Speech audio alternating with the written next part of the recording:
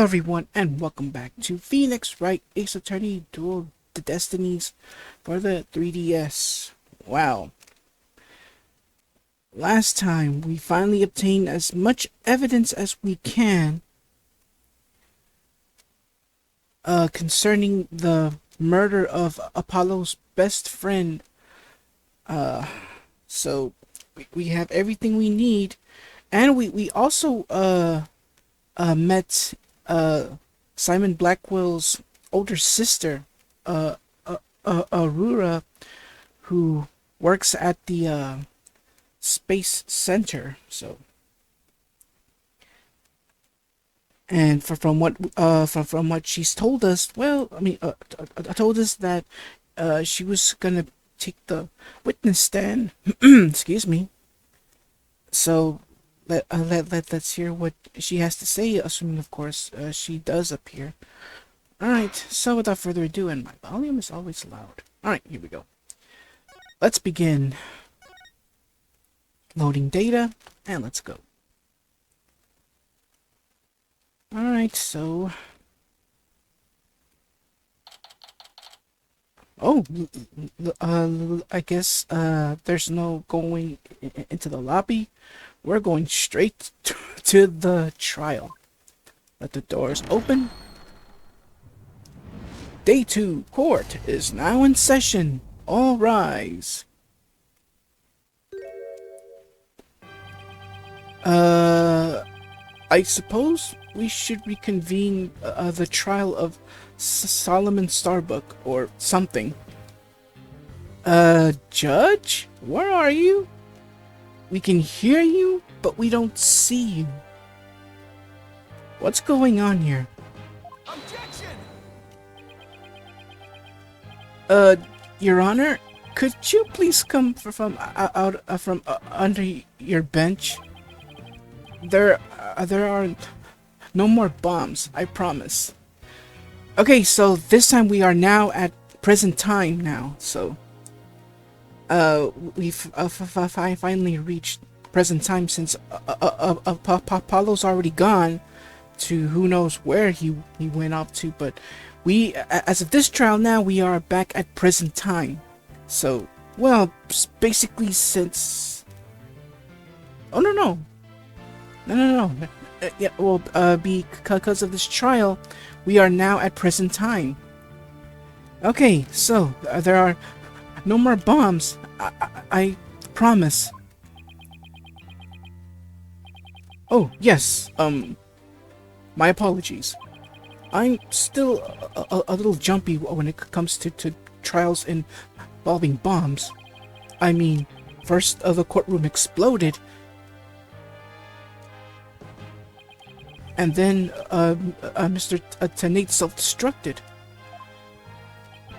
I guess that's one way of describing what happened to Tenate.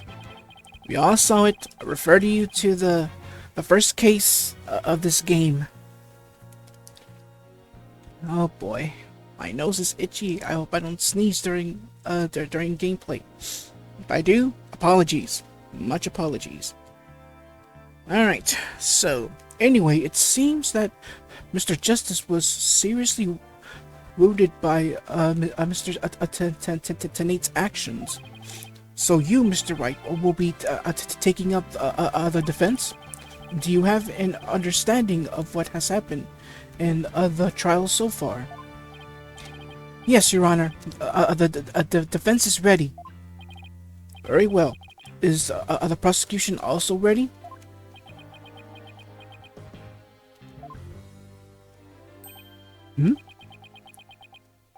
I take it you'd like me to give the opening statement this time.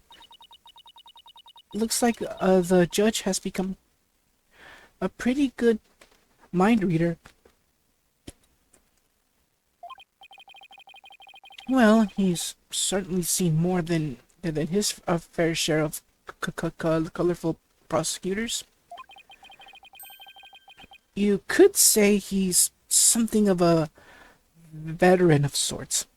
Oh, trust me, the things he's seen I refer to my other Phoenix Wright Let's Plays, and you'll know exactly what he's gone through.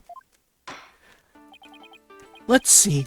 In the previous part of this trial, we learned that the victim, Clay Terran, escaped from Launchpad 1, carrying the defendant, Solomon Starbuck. There were explosions on the second floor of the Space Center and on the rocket itself.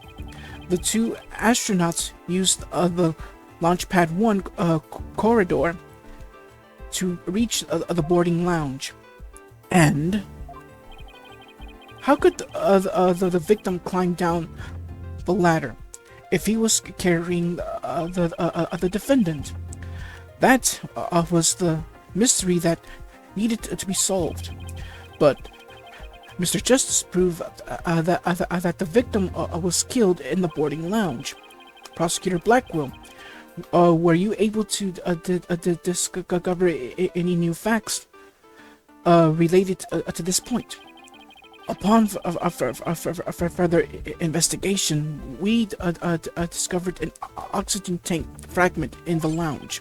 Surprisingly, it would appear that Justice Dono's argument was correct. So that means the testimonies of the first two people on the scene are suspect? There were two people who claimed to be first on the scene, but can we truly trust their statements? Let's see. The two people were Detective Candace Arm and Yuri Cosmos, right? You think that one of them might have given a false statement to the police? Yes, it's certainly possible. We might have to do a little more digging. And just as our team was about to cross-examine Detective Arm, the courtroom bombing incident occurred, and the trial was put on hold. That accursed fellow, he killed my witness. He killed Detective Arm. Is it Arm or Army? I don't know. He definitely put the kibosh on anyone asking her about what she saw. Exactly. In other words, the question of who killed the victim in the boarding lounge has once again become the main focus of the trial. It's obvious, Professor. Prosecutor Blackwell still thinks it was Mr. Starbuck. Fulbright said that Blackwell has a thing against the astronaut. Nevertheless, the defense argues there was a third person in the lounge, and that's who killed the victim. Objection! To make such reckless claims in a courtroom takes a bold man or a stupid one. There was no third person in the boarding lounge. Or have you gotten dotty already? Old man. Wait. He should be in his 30s, but how old is Blackwell? Seriously? Ay. Anyways, Objection! we'll see who's the daughter after I trounce you with my years of experience, little boy. In any case, Mr. Starbuck claims he saw someone leaving the lounge. Furthermore, a Space Center employee also saw a suspicious figure at the scene. They saw a third person?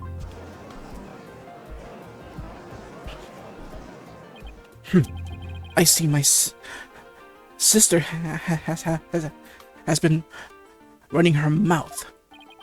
That's right, I almost forgot that.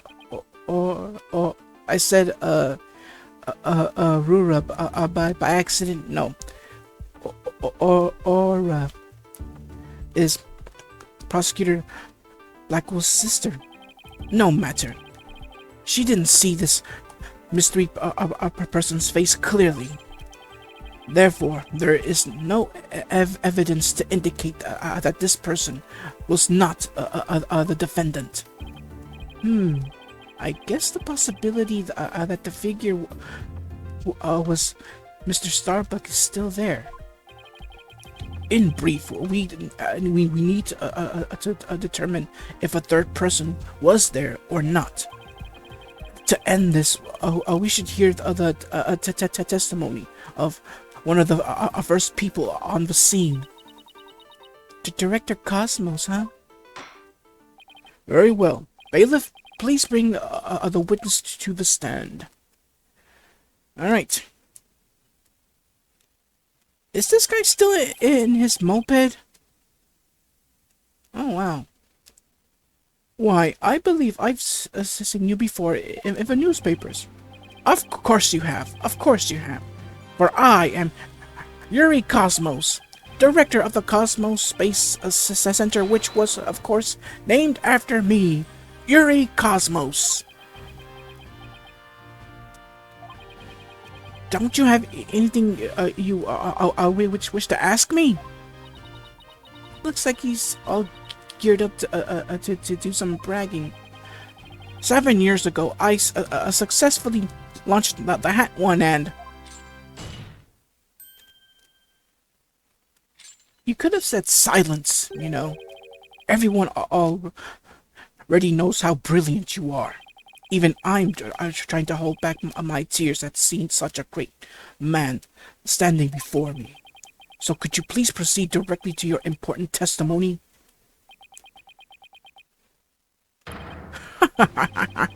I see this fine young lad has a proper appreciation of greatness. Is it me, or is this guy really full of himself? Then allow me to begin my epochal testimony that will be recorded in the annals of history. That speech of Prosecutor Blackwell's just now, it sounded more to me like he was like he was poking fun at Director Cosmos. It's probably for the best that it sailed right over the director's head. Now then, Director Cosmos, the condensed version of your illustrious testimony, please. Excuse me 1 second, I'll be right back. Okay, I'm back. Alright, so here we go. What I saw at the scene. Here we go. Detective Arm and I rushed towards the boarding lounge together. We went via the control room and peeked in from there to see what was going on inside. We saw a figure standing in the middle of the lounge and a Tyran lying on the floor. I hate to say it, but I can only imagine the standing figure must have been Starbuck. You don't say, huh? I'm gonna need some more info on something. I see. So your testimony you claim, you arrived on the scene after the two escaped from the launch pad to the lounge, and just after the victim had been killed. Oh, the horror, the humanity! But what I said is what I saw, and what I saw is what I said. Courageous action to take in the force of such terrifying explosions, wouldn't you say? To save my men, I went personally into the epicenter of danger, risking my own life for theirs. Ha ha ha ha ha!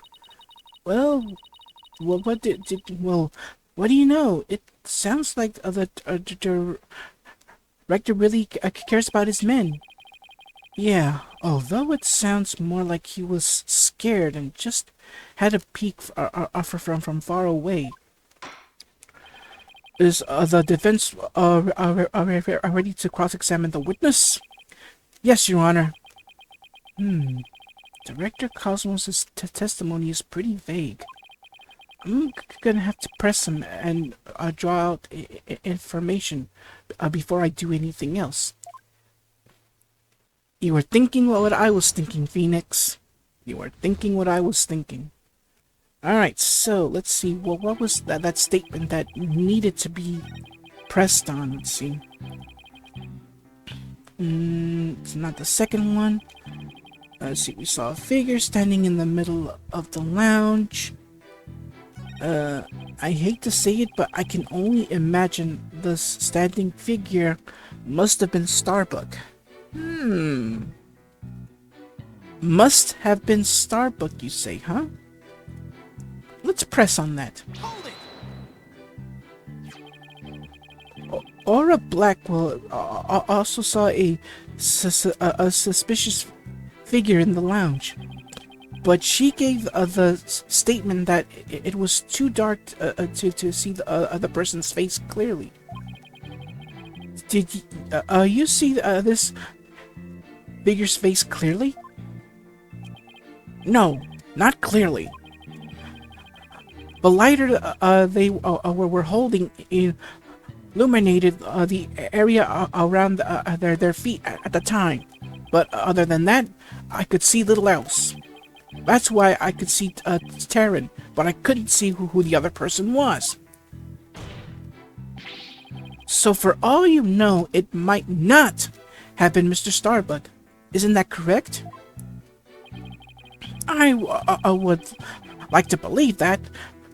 Starbuck isn't the type of man who's capable of murder. Objection! When the witness entered the boarding lounge, there was no third person there. Isn't that correct, Great Space Center Director? Well, keep in mind, the place was dark, completely dark. You can barely see anything in there. The only thing you would have seen was that light from the lighter. It shows someone, but not exactly who it is.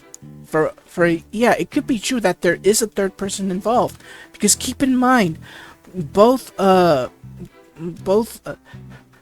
Starbuck and Clay were both on the ground, so a third person could have been involved in.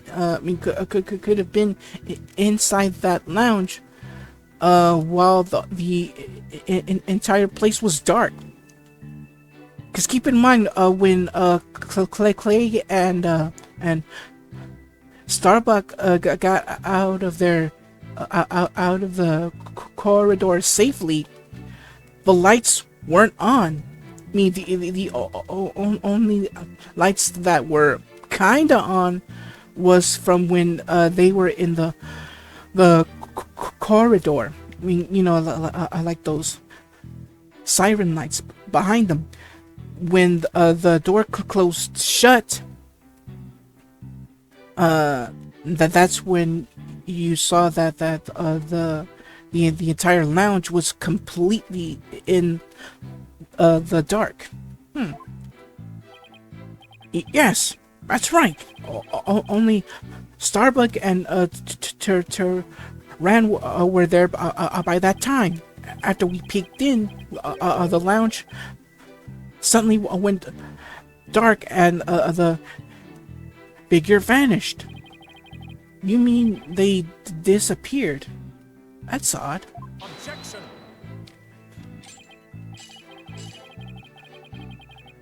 The reason the figure appeared to vanish is because it was the defendant. When the witnesses weren't looking, He fell to the floor and feigned unconsciousness. Hold on. Director Cosmos, did you ever take your eyes off the scene? Just for a brief instant, about as long as it takes for a shooting star to go by. If you took your eyes off the scene, then this third person could have escaped during that time. But what escape route could this person have used? I know, but I'll let the game tell that for me. Believe me, I know how. The direction opposite to the control room, the southern door to the elevators. There's no security lock on that door, so it would have been possible to escape that way. Objection. All things are possible, right, Dono? The real question is, do you have any proof? Well, if we're just talking possibilities, we could each profess whatever we'd like.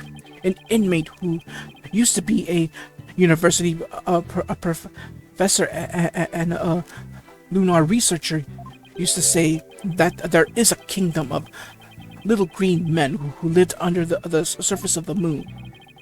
As long as they don't punish us in the name of said moon for what we've done to it. But I say, where's your proof that this quaint kingdom exists? He's calling your theory a work of fiction, boss. And he's right. I don't have any proof yet. Still, the southern door was a possible escape route. I better make a mental note of that. Director Cosmos, may I ask you a question? Yes. Why did you look away from the boarding lounge?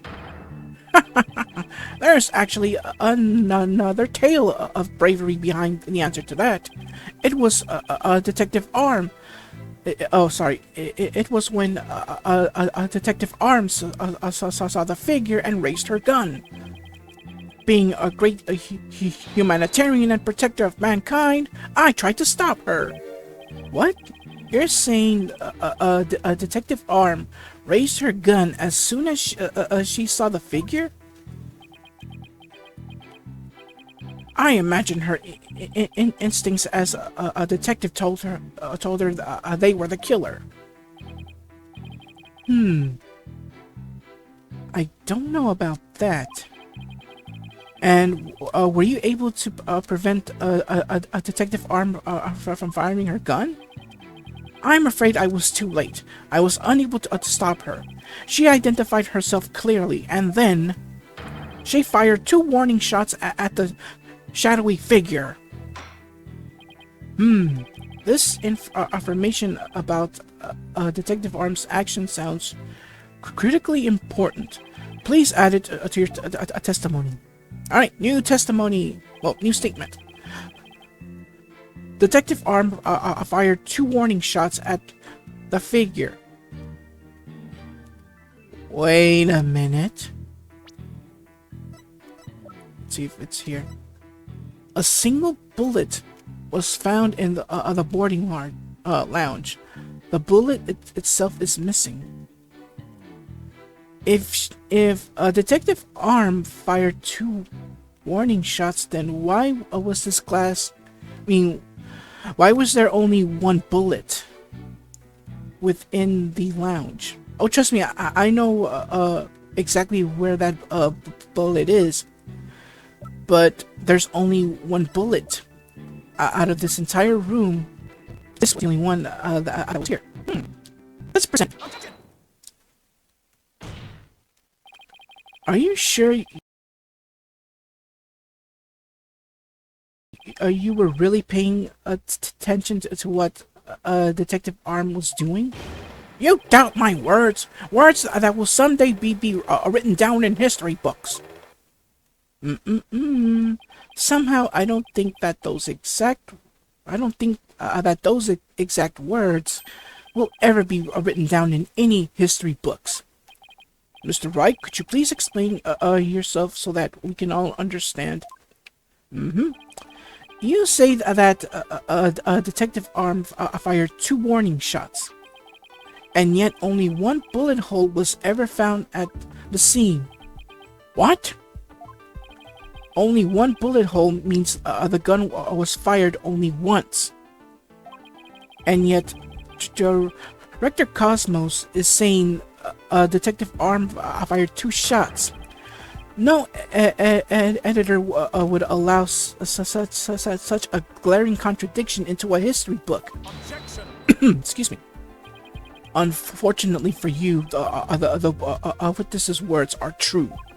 We confirmed that 2 shots were fired from a Detective Arm's gun. Objection. Then where's the other bullet then? But there's only 1 bullet hole at the scene. Where did the other bullet hole vanish to? Ah!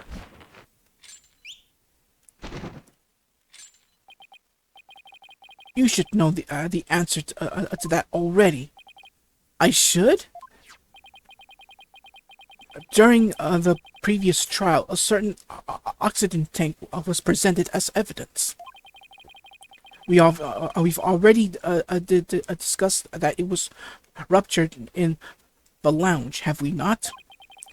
Well, it appears that the thing that ruptured it was a bullet. A bullet that was found near the tank, to be precise. This bullet was fired from the 38 caliber gun, the same caliber gun as the detective's gun. Wait a minute. Then how do you explain the bullet here? This is from a 10 caliber gun. Okay, now I get it now. So 2 shots were fired. However, both of the bullets we're seeing here were fired from 2 different guns. Something happened. So this 38 caliber gun belonged to the detective, but who fired this gun that has a 10 caliber handgun? It has to be one of those hidden guns, you know, that you can hide under your, you know, under the pants of the, you know, the behind your shoe or something, or something like that, like a hidden gun, a hidden pistol in a way. Okay.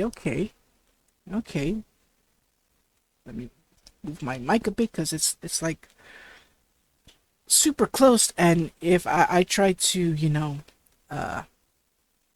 like shout, like, oh, trust me, you'll hear it.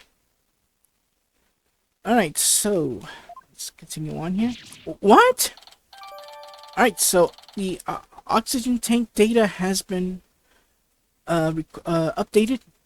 The victim's oxygen tank was struck by a bullet. All right. The rifling marks also match up. There's no question that the bullet was fired from a Detective Arm's gun. Alright, so we get our next piece of evidence. The 38 caliber bullet from Detective Arms' gun. Or pistol, actually. Alright. Rifling marks. They're like a gun's fingerprints on a bullet, correct? And examining the rifle marks on a bullet can tell us the gun it was fired from. One of the bullets a detective fired found its way into the holographic image display. The other bullet came from a stop near the victim's oxygen tank. The evidence confirms the director's statement that a detective fired 2 shots. My beautiful contradiction. Gone. All gone. So that bullet hole was from a .38 caliber, huh? I better update the record. Alright, so the bullet hole has been updated. The only bullet hole found in the boarding lounge. It was made by a bullet fired from a .38 caliber gun. Very good. Now that we have the fate of both of the shots Detective Arm fired, about that, like I said, there were 2 shots, but the bullets are completely different, and the guns that were fired from were completely different. I guess we're going to be talking about that more as we progress through this trial. Mr. Wright, does that clear up all of your questions? Detective Arm fired 2 warning shots. One hit the holographic display, and the other the oxygen tank. Does that really clear up about what happened at the scene? No, it doesn't. No, Your Honor, it doesn't. Detective Arm fired 2 warning shots from a .38 caliber gun, but that doesn't explain the existence of a certain piece of evidence found at the scene. A piece that points to the existence of a third person. Oh? Very well, but it won't do to us to keeping us waiting, Mr. Wright. What piece of evidence suggests the possibility of a third person? Well, we now present the other bullet. Take that! And what is this metal pellet supposed to be? Just a little something of great importance we found at the crime scene, Your Honor. You found it where? In a floor gutter at the crime scene. It looks like the police and prosecution both missed it. Furthermore, this is a 10 caliber bullet, making it much smaller than one of Detective Arm's .38 calibers. Then that means... Exactly. One more person must have been there in the lounge. A third person who had a gun that could fire 10 caliber bullets. Grr. Oh my goodness, the slowdown. And if that's true, it explains why Detective Arm fired warning shots. This third person fired at Detective Arm, and Dr. Cosmos with their gun, and in return, the detective fired her warning shots. Isn't that how it really went down, Cosmos? It looks like you've deduced a miraculous tale of survival. Yes, you're absolutely correct. The mystery person fired upon us. What's this now? Yep, still in the moped. What? You never breathed a word of any of this to me before. Well, all great men have a secret or two, don't you know? Foolish old geezer. So Director Cosmos really has been hiding the presence of a third person all along? Director Cosmos, I want you to testify to the court about what you really saw. You may you may be a very great man, but in my courtroom you are just another witness. You won't receive Special treatment here. Now, please give accurate testimony. Oh, wow. They are mad. They are mad. Mad, mad, mad, mad, mad. Alright. I think I hit my volume rocker. I apologize. Detective Arm and I rushed to the control room together. In the lounge, we saw a figure standing in the middle of the room and Turan on the floor. We were still in the control room to the east when the figure fired at us. Given that there was no third person in the lounge when the witness entered it, does this mean the person who fired the gun had to have been the defendant? Not necessarily. It's still possible that it was someone else. Most likely, as soon as Detective Arm and Director Cosmos discovered this person, they escaped through the other southern door, the one that didn't have a security lock. Objection. The double-edged swords are a tricky lot. Mishandled one, and it is you who is cut down. Huh? Your reasoning could apply if Spaceboy were the killer as well.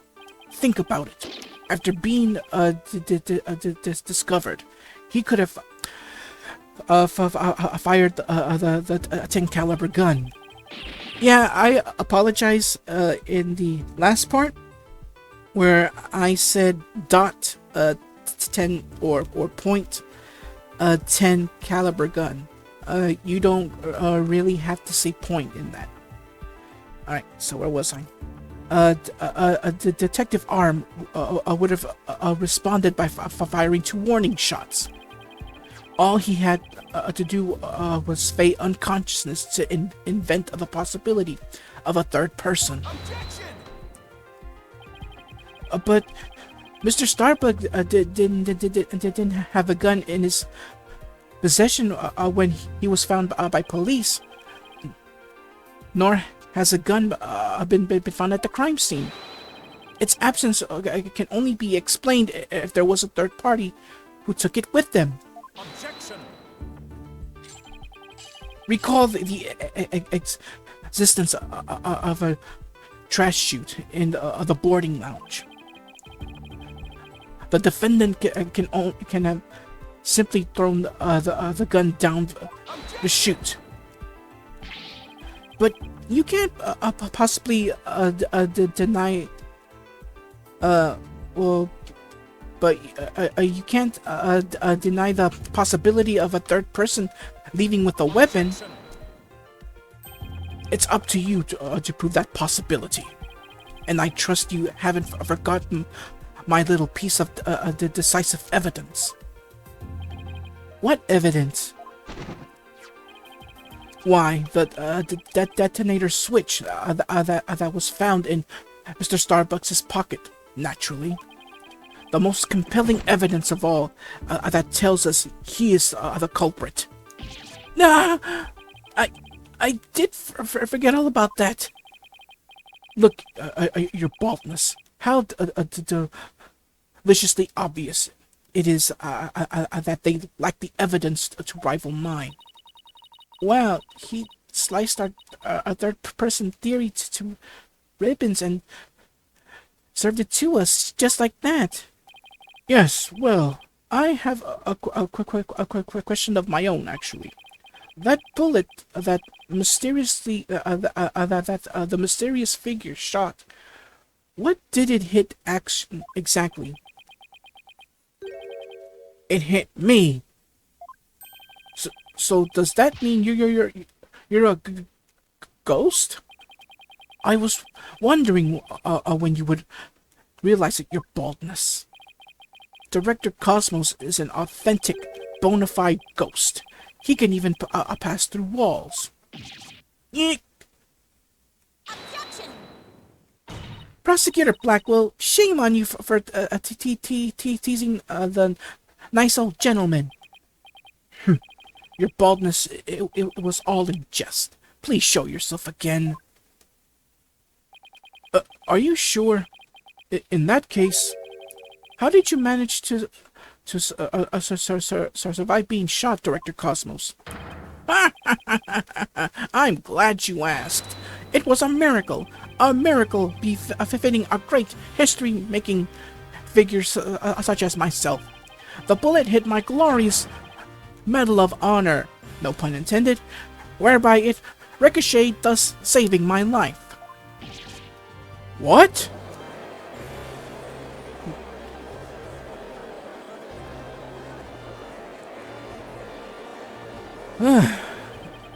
That's unbelievable. I have to check this out. Oh wow! Look at that. There's one extra Gyaxa star. The odds are literally astronomical. I guess it really was a miracle. It's beginning to really feel like the Cosmos is watching out for Director Cosmos. But why did you conceal this info, Director Cosmos?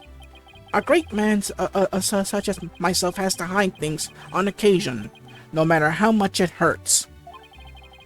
It is the plight of the truly great. It may be hard for this generation to understand. I don't know, but it sounds fishy to me. What else is he hiding? Let's just cross-examine him and see what we can find out. Now then, Mr. Wright, your cross-examination, please.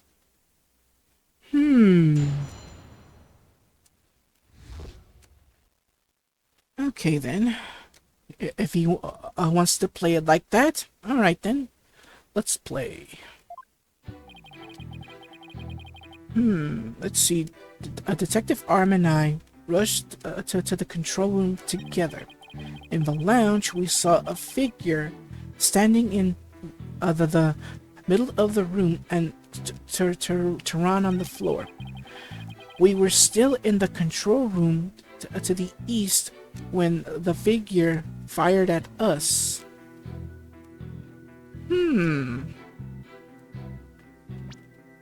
Let's present that bullet. That small 10 caliber bullet. Director Cosmos, I believe you are telling us this great court a glorious lie. A great man like me tell a lie? Have you ever heard of a such thing in all of history? My accusation is based on the positions of the people who were in the lounge. According to your testimony, you and Detective Arm were near the control room door, and the mystery figure was standing in the middle of the boarding lounge. If, as you say, the figure fired a gun at you from this position, then the bullet would have traveled in this direction. However, we found a 10 caliber bullet here. Oh. This trajectory and where the bullet was actually found contradict each other. Director Cosmos, where were you really when you were being shot at? Gah! Looks like he's spinning right round. Ladies and gentlemen, I present to you the human merry-go-round. Objection! Don't tell me you've forgotten already. Didn't the witness himself just tell you? The bullet hit his metal. Of this, there is no mistake. But in that case, the bullet should have found Have been found near the east side of the room. Are you trying to say that you can explain this inconsistency? Of course. I didn't think so. What? Oh, great director Cosmos. Yes? Is there something you'd like me to expound upon? You were in fact not in the control room to the east, were you? You were looking into the lounge from the door to the south. Is that not right? Gah! What are you getting at? Use your own brain. Your head must have some use other than housing that bird's nest. Bird's nest? Why does everyone pick on my hair? Oh well. Anyways, Director Cosmos and the detective witnessed the scene from the southern door. The killer fired at them there, and that is why the bullet was found in the south. That makes sense, actually. Also, the witness being at the southern door is rather favorable for the prosecution. Huh? I've got a bad feeling about this. How about it, Director? If you don't tell the truth this time. Yikes! His handcuffs! You will become but rust upon my sword. I relish the chance to cut down a great man. Alright, I'll tell the truth. Just put your sword away. You are correct. I, the great Yuri Cosmos, was looking into the room from the southern door. What? That's the complete opposite of all the testimonies given so far. And now you have lost your possibility that a third person was in the room. I have? How? The director and the detective were near the southern door. Meaning, the killer could have escaped through there. The western door required print recognition. The corridor beyond was filled with smoke. The only escape route was left was the eastern control room door. And the only way to get through there was Director Cosmos' fingerprints. In short, there would be no escape for any third person, had there been one. My third person just disappeared, like in one of Trucy's magic tricks. Oh boy, this is not good. Not good at all. Not good at all.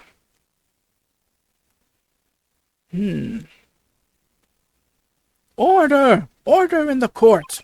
Director Cosmos, why did you tell such an outrageous lie? You were covering for the defendant, isn't that right? Yes, it was all for the love of my men. If I said I was in the Eastern Control Room, it would mean the culprit could have escaped through the southern door. It would have meant that there could have been a third person. All I wanted to do was protect Starbuck. I said I was in the control room to invent an escape route for a third person. What a convoluted lie. Was he really covering for the defendant? looks like we've come to a conclusion that the defense's argument, the possibility of a third person, has crumbled. No! It's over. Yikes. The judge is about to hand down his verdict. Think, Phoenix. Think. This is the perfect time to try and turn my thinking around. If a third person had no way of escaping the scene, then what if one of the people at the scene was this third person? Wait, what if the whole premise is all wrong? Director Cosmos said that he and Detective Arm rushed to the scene together, but what if the premise isn't true? What if one of them reached the scene before the other one? And if that person entered the lounge, then they would be the third person. The defendant is the only one who could have killed the victim and shot at the director. There doesn't appear to be any room for arguments against these claims. I will now render my verdict. Objection! Please wait, Your Honor. There is still one possibility. Oh? This had better be good, Mr. Wright. There is one and only person who could have escaped from the scene, and that person would be the first person who arrived on the scene. Then, upon entering the boarding lounge, the second person to arrive came via the southern door. That's why the first person fled from the room, using an escape route that was accessible only to them. Very well. Let's hear more about this theory. Who is this one person who could have escaped from the boarding lounge? Well, the only one I can think of right now is you, Yuri Cosmos. Take that! What? But that's... Mr. Wright, what are you claiming here? Of all the people who were at the scene, only the witness could have escaped. The director is the only one with the authority to open the control room door, after all. But that means... Exactly. The true identity of the third person is our current witness. Director Yuri Cosmos. Gah! What? What? Everybody's saying what? Say what? Order! Order in the court, I say. Mr. Wright, you will explain yourself in more detail. I assert that Director Cosmos arrived at the scene before Detective Arm and entered the boarding lounge alone. Detective Arm arrived after that and saw a suspicious figure who was actually Director Cosmos standing in the lounge. And that's why she fired those 2 warning shots. I've been hit! I've been hit on the starboard side! Captain Wright, it's a direct hit on the enemy ship, sir. A magnificent shot. Warning! Shots fired from the enemy ship. Prepare to intercept. Cosmos, you have told a lie in this court once again. I've been hit on the port side. The enemy has called in reinforcements. Earth to Cosmos Control Center, requesting permission to ask that you return to reality. But my ship will not go down to anything less than the ultimate weapon of evidence. But I do have evidence. In fact, you could say that your battleship bears its scars. If Director Cosmos is the third person, or a Blackwell saw. This third person fired at Detective Arm and Director Cosmos with their gun, and in return, the detective fired her warning shots. Isn't that how it really went down, Director Cosmos? It looks like you've deduced my miraculous tale of survival. Yes, you are absolutely correct. The mystery person fired upon us. Why do I get the feeling that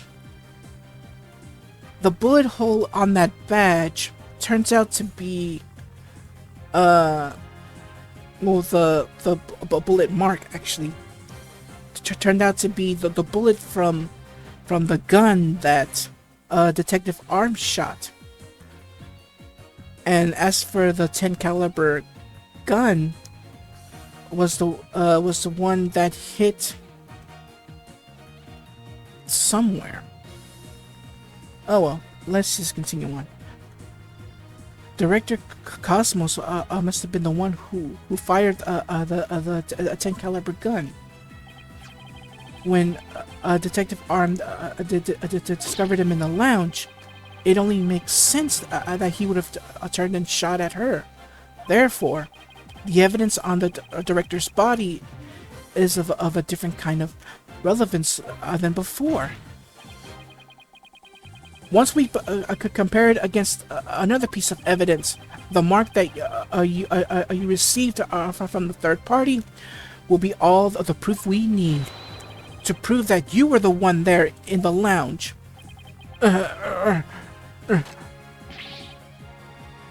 Brace for further impact.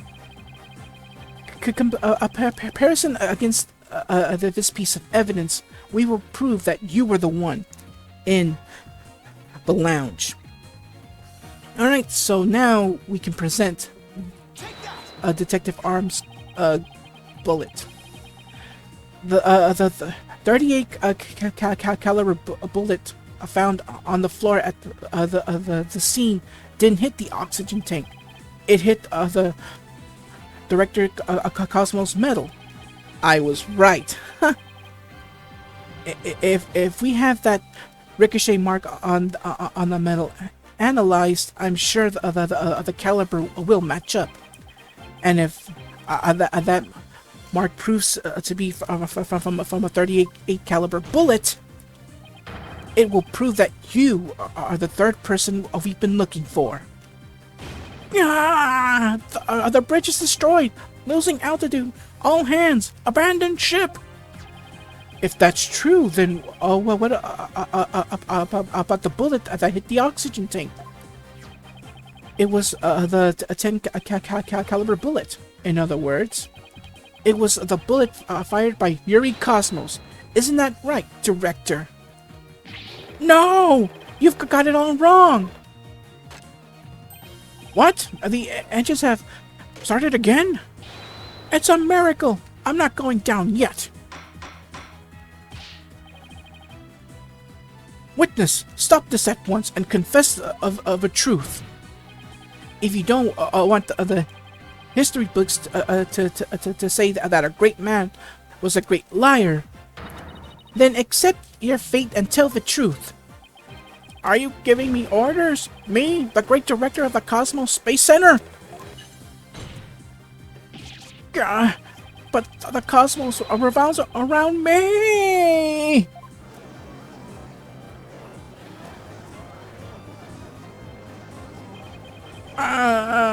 Someone get me off of this, thing. Order! Order in the court! And will someone please stop the witness from spinning? Oh, wow. So dizzy. Phew, thank goodness we were able to stop him from spinning off the face of the earth. Or worse, while he was twirling, I took the liberty of running an analysis on the mark of the metal. It was made by a 38 caliber bullet, matching it with the size of Detective Arm's firearm. Uh, are you ready to confess the truth, witness? No, you've got it all wrong. This is just a misunderstanding. Is he going to start piling on more lies? It looks like it. But no matter how many lies he tells, I'll just expose them, one by one. I'll make that big fat liar tell the truth. Ooh, oh wow. Oh my goodness, but we're not done yet. Oh no. Oh no, we're not done yet. So I'm gonna take a little break and I'll be right back. So, cut. Okay, I'm back. Alright. Oop, I dropped my controller, but it pushed the button for me. Up, and now you heard that noise here. So now I gotta replug in my controller. Sorry about that. Alright. Making sure. Alright, buttons are working. Excellent. Alright. Apologies for accidentally dropping my controller. Alright. Director Cosmos, a new possibility has been presented by the defense.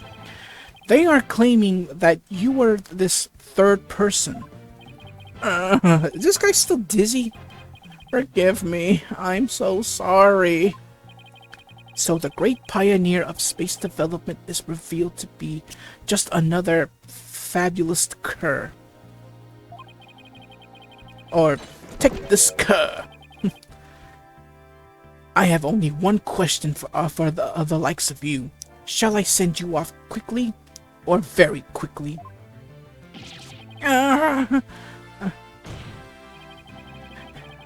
evidence doesn't lie, Director Cosmos, so don't try to talk your way out of this.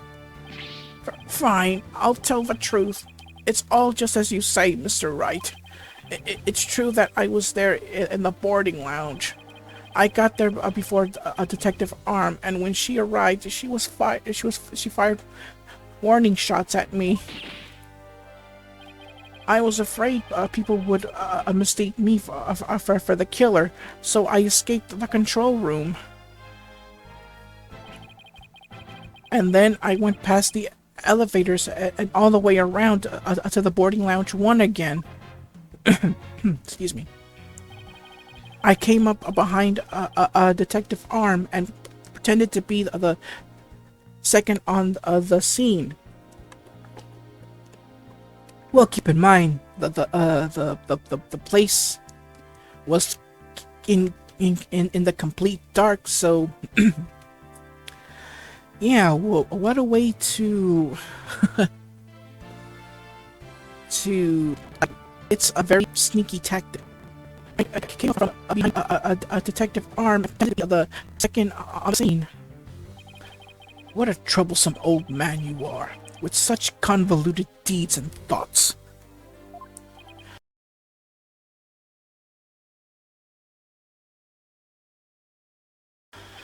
I see.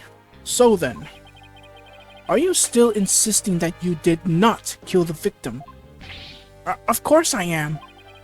When I arrived at the lounge alone, I saw the true killer. The great Neri Cosmos was a history-making witness. Now hold on just one moment. We just proved a few minutes ago that the third person that Mr. Starbuck and Miss Blackwell saw was you. No, it wasn't me. I saw the other person as well. If I were the killer, why would I lie to cover for Starbuck? I would just leave him to take the fall. That is an excellent point.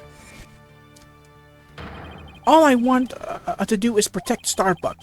I said I was in the control room to invent an escape route for a third person. Well, it makes some sense if he told those lies to cover for Mr. Starbuck. Still, Oh, still, a lie is a lie, Athena. So, Director Cosmos claims that he's not the culprit, but where's the proof? Ah, I just remembered. I have an alibi. Miss Blackwell said that she saw the killer at 10 a.m., correct? Yes, and? Well, I was on the fourth floor helping with the evacuation effort. Ask any member of the staff you like. They'll corroborate me.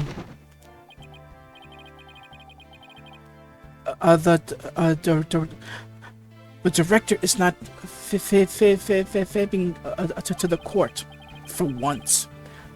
I confirm that he has an alibi for the time specified.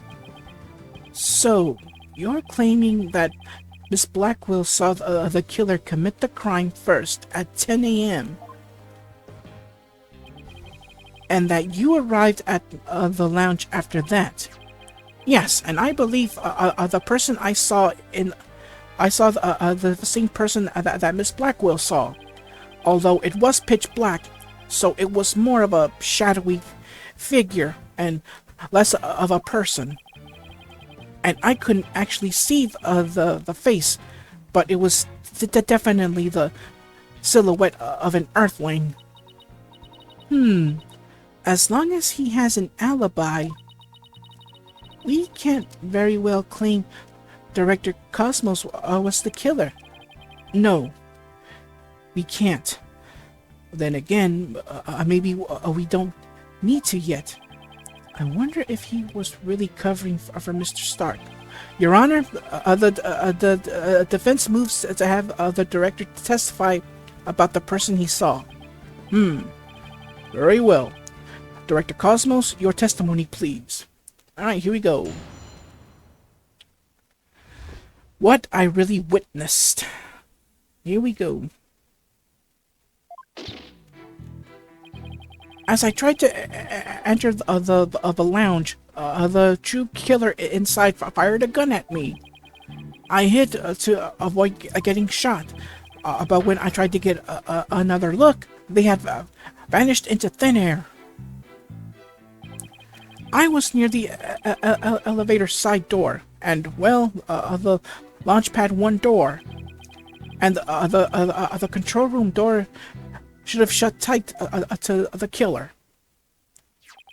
So you were shot at by the killer as well, and then they disappeared?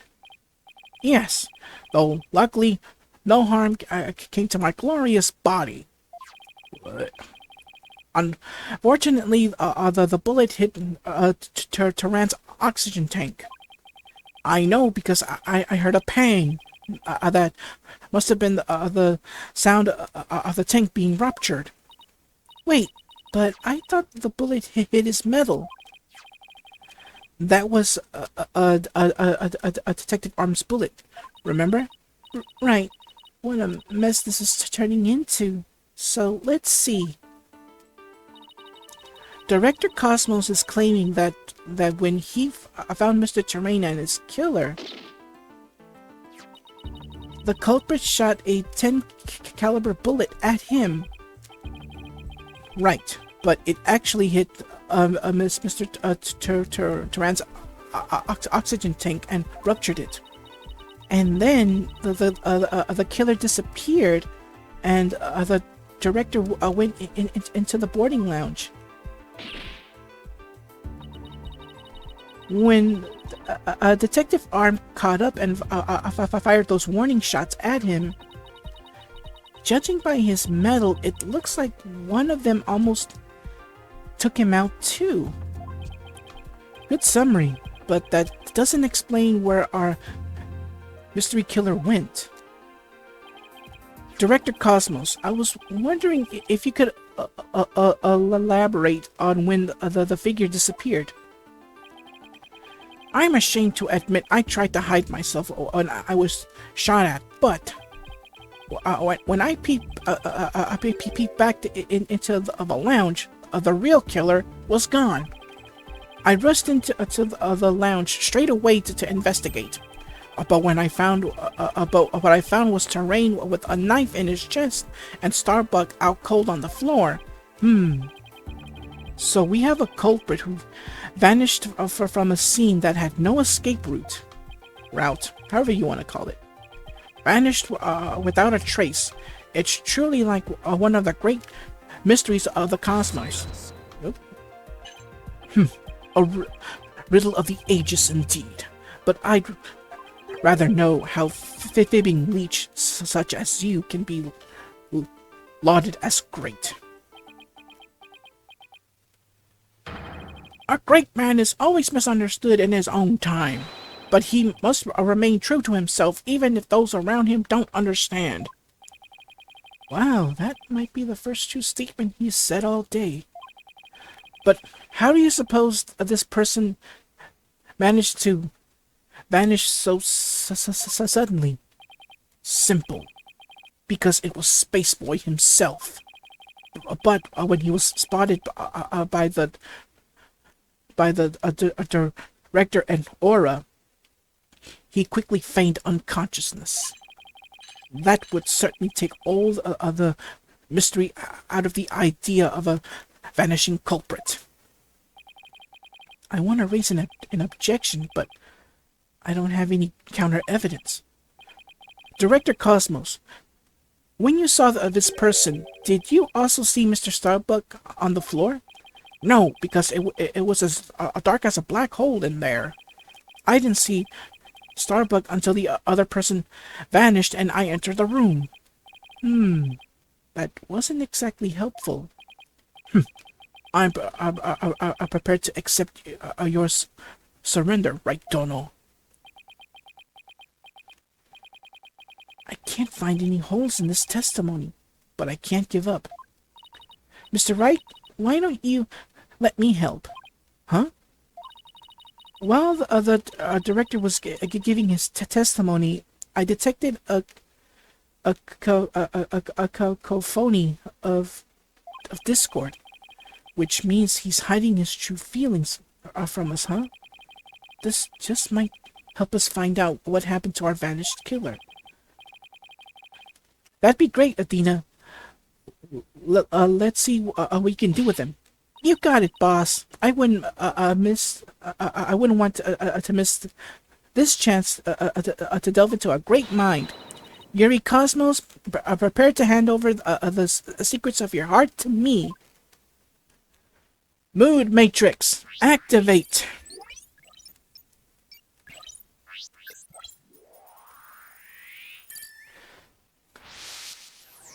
Alright, here we go. As I tried to enter my lounge, whoa, that is a lot. Sadness, shock, and anger. All three at the same time, huh? Alright, I guess let's keep on going then. I hid to avoid getting shot. But when I tried to get another look, they had vanished into thin air. I was never... sorry, I was near the elevator side door. And well, the launch pad door 1... the launch pad 1 door... 4, 5... This one has just sadness and worry. Let's pinpoint it. Correct me if I'm wrong, but you seem to be afraid of the launchpad door. The great Yuri Cosmos? Afraid? And what basis do you have for that outlandish accusation? Whether I have any basis or not, you seem quite distressed by it. I'm most certainly not. Director Cosmos, there's something about the launchpad door you're not telling us, isn't there?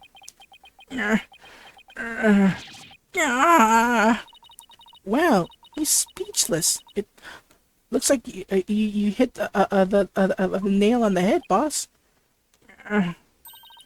It's working, boss. One more punch, and it'll be a knockout. There seems to be one more emotion that's at odds with his testimony. Go get him. Okay, back in the Matrix it is. No pun intended. Time to pinpoint our way to victory. Alright, there should be an update. Hopefully on something. Let's see.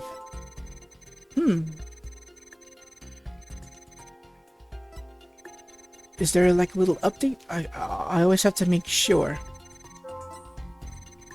Okay. But keep in mind there is no. Okay, but when I tried to get another look, they had vanished into thin air.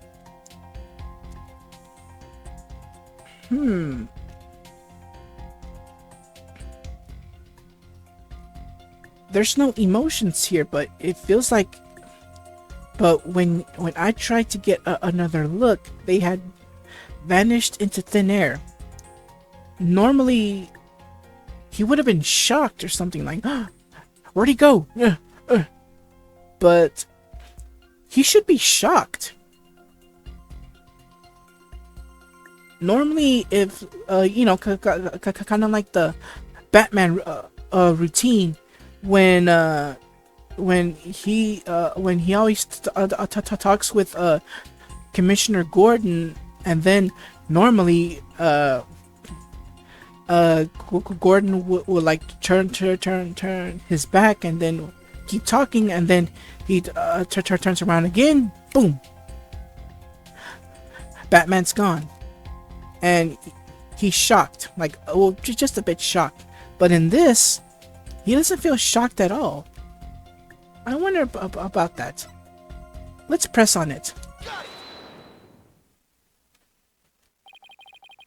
You must have thought it was very strange that the killer vanished into thin air. I did. That kind of thing just doesn't happen usually. And yet, at the time, you barely registered any shock at the occurrence. What?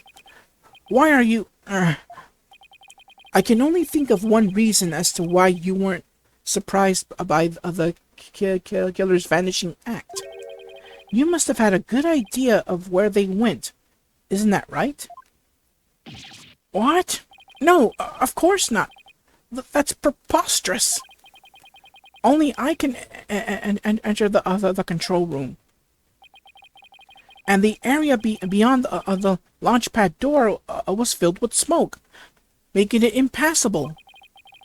And as for the southern door, I was standing right there. So there was nowhere for the killer to run. Maybe, or maybe not. You went into the room to check on Mr. Starbuck and Mr. Turan, yes? What if the culprit took that opportunity to silently slip out of the southern door? I highly doubt it. As you recall, right after I entered the lounge, Detective Arm came rushing towards it herself via the southern hallway. Anyone trying to escape through there would have been caught by her. And yet, the director wasn't surprised the killer vanished. So you're absolutely sure there was no escape route for the culprit to use? I'll just input those two pieces of data and... yes. Just what I wanted to see. Alright, it went down from 100 to 70, the voice went down, well, the Discord voice went down from 100 to 70, so that's 30% down. Presto changeo, less Discord. It looks like we're right on track. Thanks, Athena. Now to make sense of what we've learned. Director Cosmos wasn't surprised that the culprits suddenly vanished from the lounge, which points to the possibility that he knew where the killer had escaped to. Furthermore, talking about the door to the launch pad made him uneasy. In other words, he's probably hiding something about the launch pad one door. When we put these two pieces together, only one solution to this puzzle comes to mind. Director Cosmos, did the real killer escape through here? Of course, the only place I can think of is the garbage chute. It's the only way. It's the only way that, I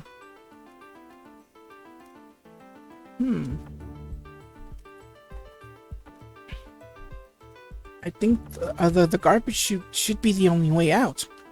So when you think about it, there is a switch there, and the garbage pad should be, like, big enough for him to escape.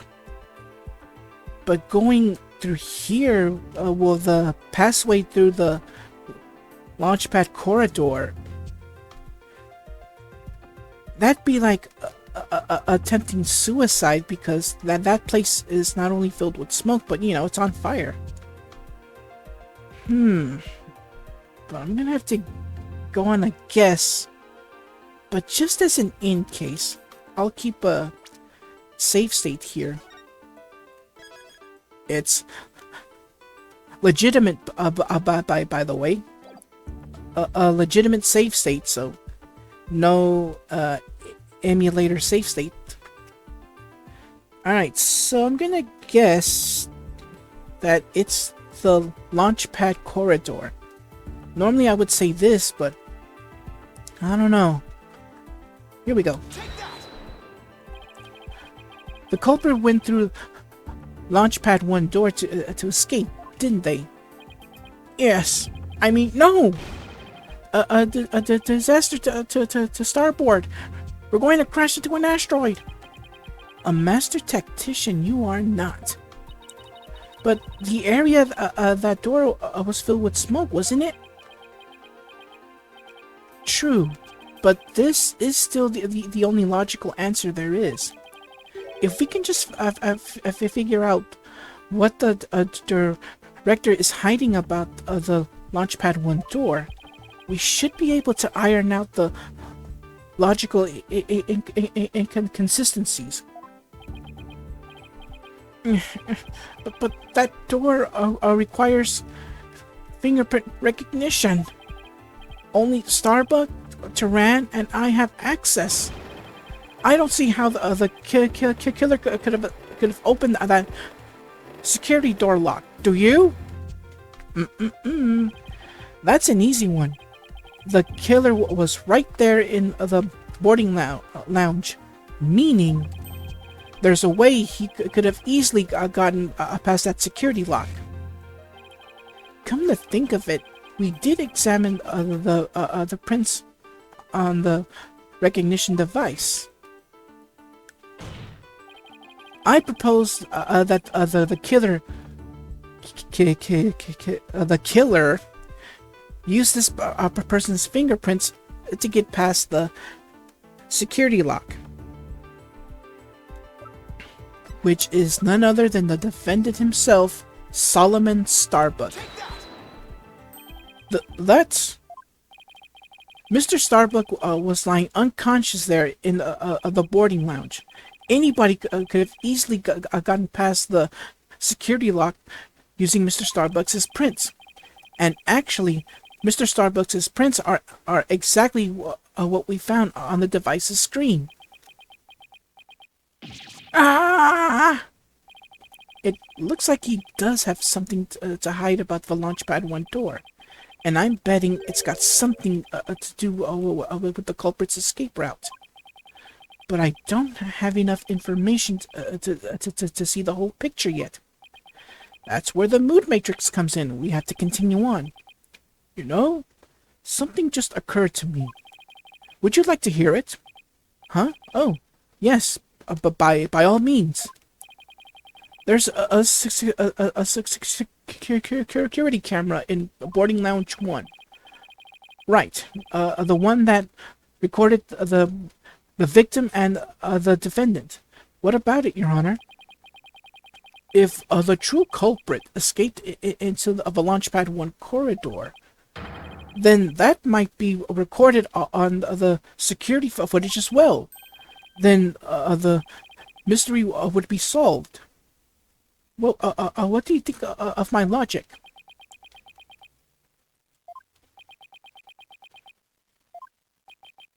Wow, everyone is in silence. I hope you didn't strain your faculties too much for that, your baldness. I beg your pardon? Look, if we play the security footage beyond this point, yeah, if you recall that footage that we saw last part, after that a little piece of footage we saw, the camera went blank, like, you know, like it got cut off. Well, footage wise, the camera is still there, but I guess there was wiring that got cut off, and well, that's basically how the camera went off. Look, if we play the footage beyond this point, oh my, the footage cuts off. The camera was running on backup power, but apparently the power cables were damaged, most likely by the after effects of the explosion. There is no footage after this, be it of criminals or space aliens.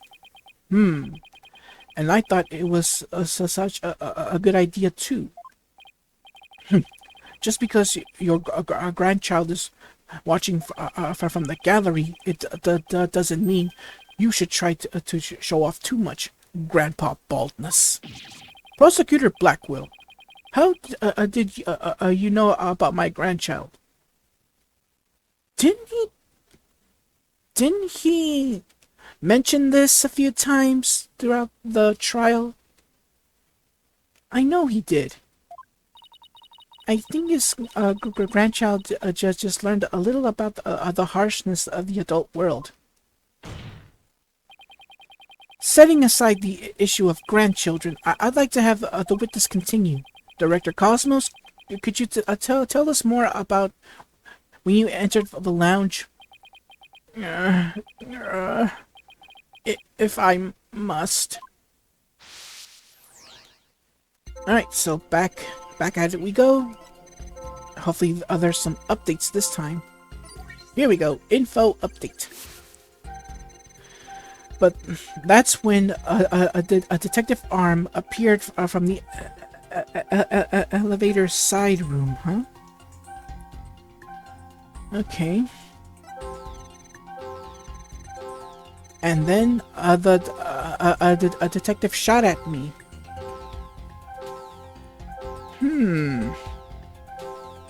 The detective shot at him. Well, that should be a shot to him either way. So let's press it. Director Cosmos, why were you so surprised when Detective Arm found you, and again when she fired? Isn't that a bit unnatural?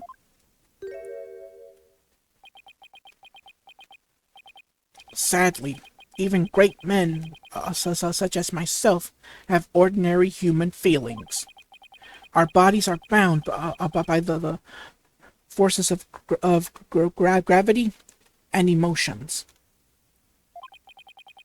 Even a great man, such as myself, experiences surprise on occasion.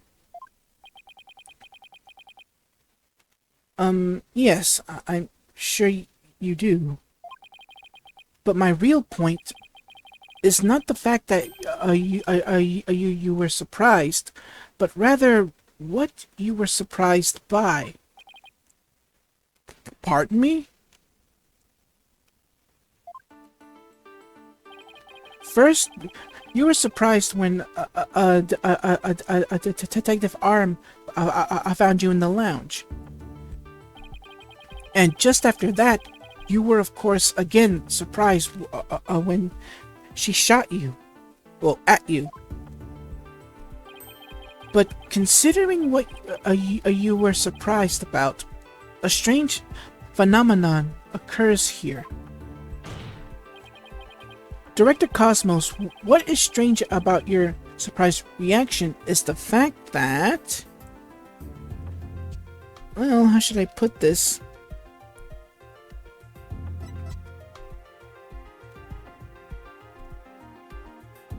More surprised when Arm came. Sure, you were surprised when Detective Arm shot at you. But the surprise you felt when she found you in the lounge was much greater. The fact that you were more surprised by simply being found than being shot at suggests to me that you were conflicted about whatever it was you were doing there. The enemy has acquired a new weapon. Commence Operation Hide under your desk. Ah! Please tell me I finally sunk his battleship. Almost. Boss, I'm getting less Discord now. That means he really is hiding something about the launch pad door. And whatever he's hiding most likely has something to do with the killer's escape. I wonder what it could be. If he was doing something suspicious around that door, maybe we can spot some change before he came to the room and after. Detective Fulbright gave us a photo taken after the crime. Let's run a comparison. Let's see. This footage of the director before Director Cosmos arrived, and this is how the door looked after the director entered the lounge. Hey, look at that. This is a change. Something's definitely different. Director Cosmos, what is it? What have you two been up to over there?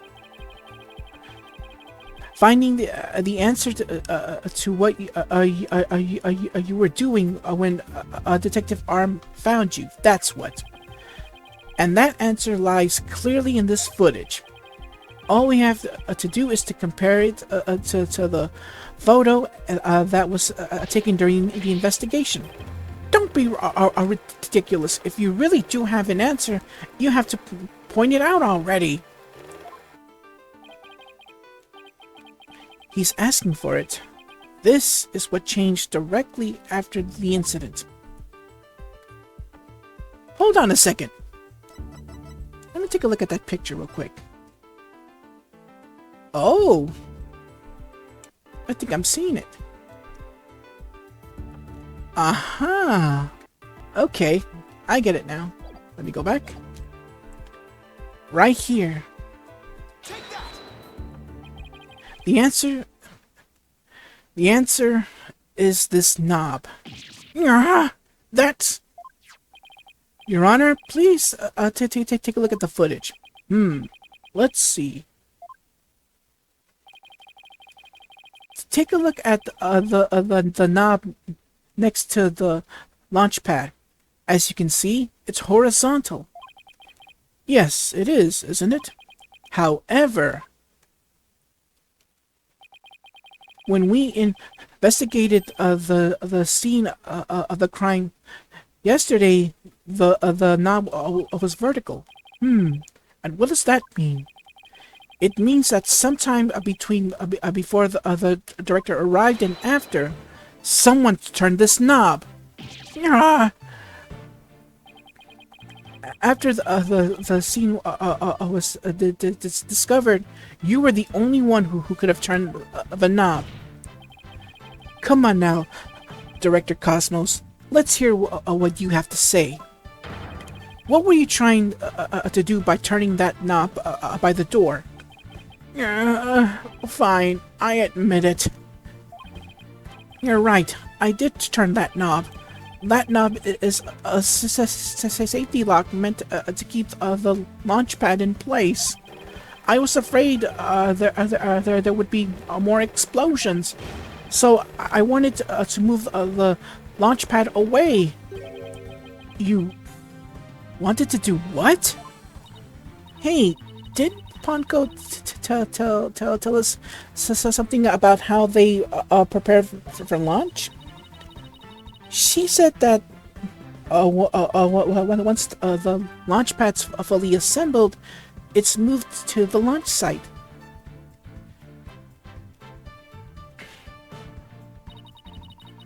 But the safety lock in the boarding lounge had to be disengaged first. I guess that clears up what that knob is for. Oh, so if the killer escaped into Launchpad 1 corridor, maybe they were transported along with the launchpad to the launch site. I don't think so. The Launchpad 1 corridor was filled with smoke. I don't think they could have escaped through that corridor. So then, where did the killer escape to?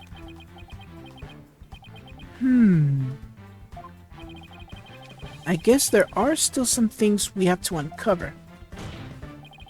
Director Cosmos, I request that you tell us about moving the launch pad in more detail. Fine, but listen carefully, for I'm about to give you the history-making testimony. But we're not done yet with the Matrix, the Mood Matrix yet. I had no choice but to disengage the safety lock.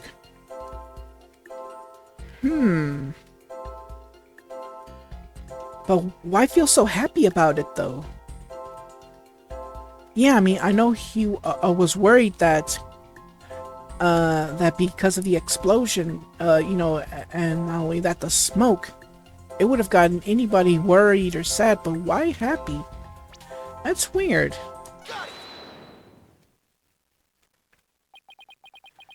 I had no choice but to disengage the safety lock.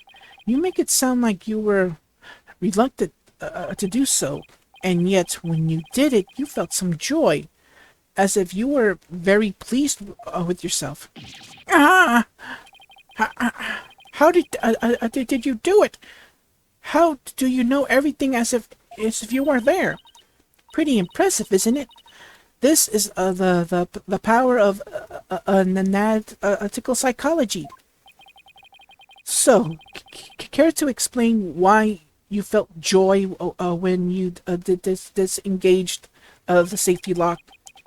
When I think back on the facts we've discovered up to this point, I have to believe that you were trying to fulfill some hidden agenda. Ah, how do you know about that too? Because I'm more or less a pro at guessing. But you have no proof that I had a hidden agenda. And even if I did, I would never ever tell you, so there. I know they say people regress as they grow older, but you, sir, take the cake. And how could you doubt a man with such great intensity, intelligence, and integrity? Did this guy just quote Kurt Angle and his three eyes? Intensity, integrity, and intelligence? Well, I know they're switched around a bit, but this guy just done quote Kurt Angle. Oh, wow. Oh, wow. Silence. Yeah, silence. You, a man of integrity? Don't make me laugh. But Prosecutor Blackwell? What came over him all of a sudden? You've spouted nothing but falsities since you stepped up to the stand. You're not the kind of man that would be glorified in the annals of history. Not for greatness, anyway. Unless you consider greatest barefaced liar in honor. Liar! His words bite harder than his blade.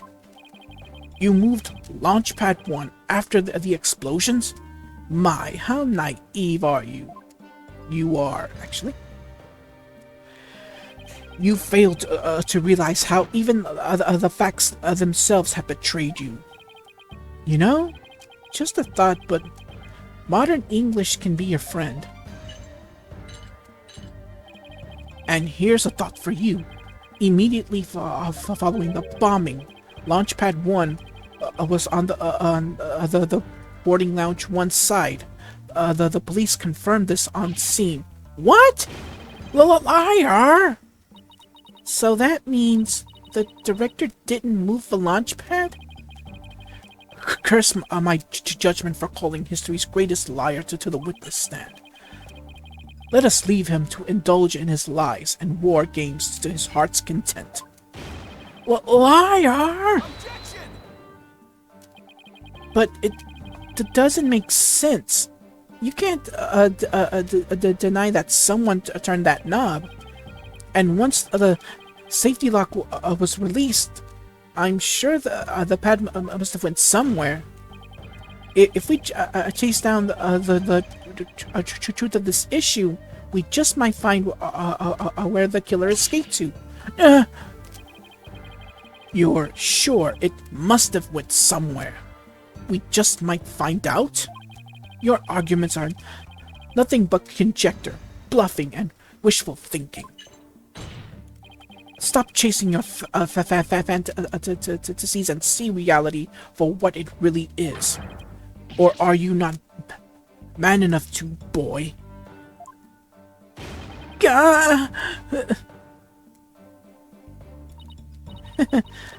Talk about hitting below the belt. Youngins these days. I don't understand it. I'm sure Director Cosmos must have moved the launch pad. The knob definitely turned after he came to the lounge. But the launch pad is right where it's supposed to be. Wait a minute. Maybe I have it all backwards. What if the director turned the knob not to move the launch pad away, but to bring it back to where it was supposed to be? What are you blathering about? What if the launch pad was at the launch site before the incident, and then after the incident, Director Cosmos moved it back to its usual spot? All he had to do was turn the knob to call the launch pad back. And it would be right where the police found it.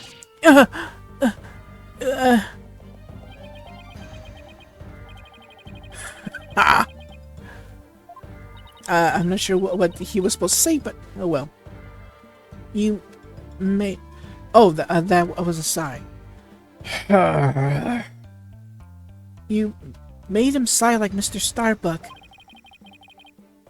Was what I said really that off base? It pains me to have to explain how wrong your own logic is to you. However, our great liar turned the knob only after he'd discovered the crime scene. Indeed, the pad existed beyond the lounge when our astro wonders made their escape. A fact that has been recorded for a posterity on filmless film. Oh, right. So to reiterate, stop chasing your fantasies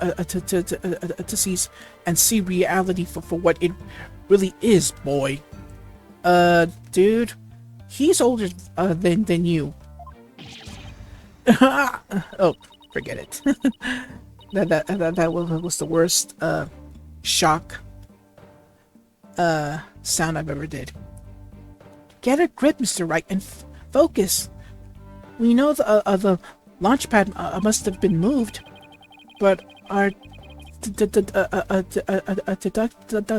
and the actual facts of the case are in direct contradiction to each other.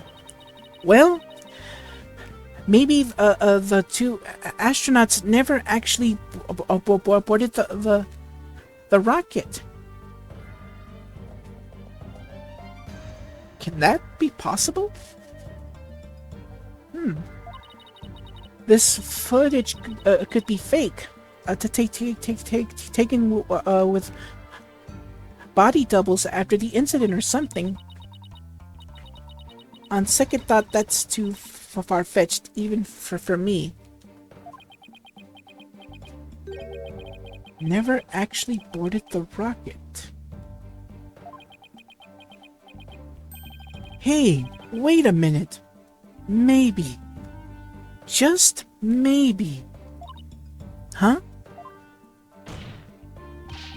Prosecutor Blackwell, what if I told you that the two astronauts never set foot inside the launch pad area, but instead went into another place? And what if the director moved Launchpad 1 back? It was not from the launch site, but from another place. What would say you? What would you say then? Cut the existential bull, or I'll cut you. Mr. Wright, you will explain yourself at once. I know I'm right. It was all the other way around from the beginning. Sorry about that. Throat. Alright. Very well, Your Honor. Let me explain. Director Cosmos' reason for moving Launchpad 1 was to switch it with another place. Because he wanted to switch it with some other place. I'm sorry, but did you say switch it? But what could he possibly have switched the Launchpad with? Oh, you'd be surprised, Your Honor. All it takes is a little thinking outside the box, and the answer becomes clear as day. This is what was switched with Launchpad 1.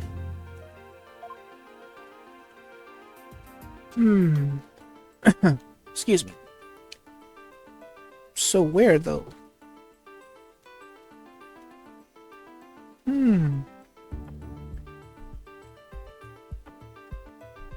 The Space Museum? Just as an in case, let me create another save state here. Alright. Here we go. Just as an in case. I may get this wrong. The Space Museum. Launchpad 1 was switched with the Space Museum. In the past, the Space Museum used to be Launchpad 2. It has all the same features as Launchpad 1 and can be moved to the launch site. Meaning, the Space Museum and Launchpad 1 can also be switched with each other. You can't mean... The rocket the astronauts boarded was not the one in Launchpad 1. But the replica, huh? It was the one in the Space Museum. What? Balderdash!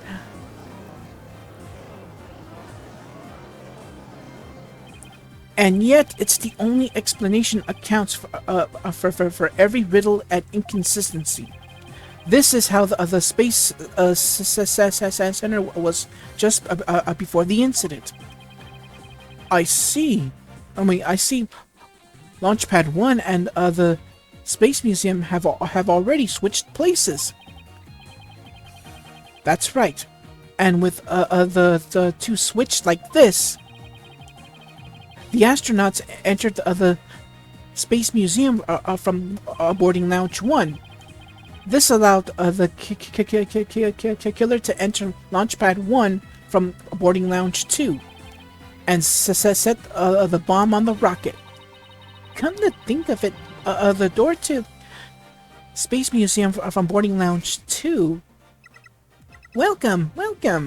The Space Museum is open to the public every day of the year from 9 a.m. to 7 p.m. Exactly. Anyone could pass through the door to the Space Museum. There is no fingerprint recognition system on that door. In other words, the two launch pads, I was about to say plaids, switched like that.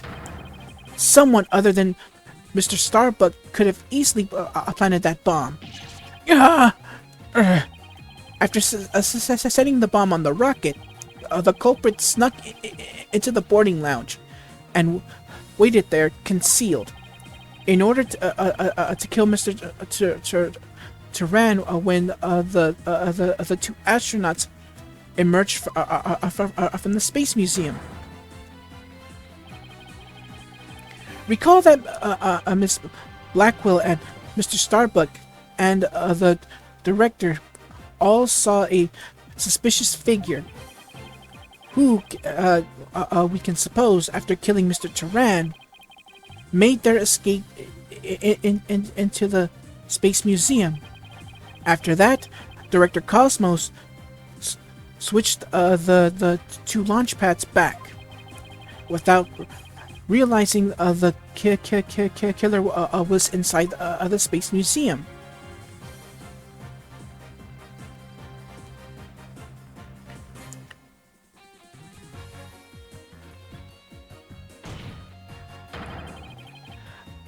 The killer then left the Space Museum and made a clean getaway. Right, Dono. I see you know how to handle a sword, and handle it well. Perhaps I should call you Swordmaster Bluff. I'm a seasoned warrior who has cut down a mini prosecutor. Let's see, Payne, Edgeworth, Von Karma, Godot. That would be 6. Well, 7, since you've already lost. No. Actually, this is his first time going up against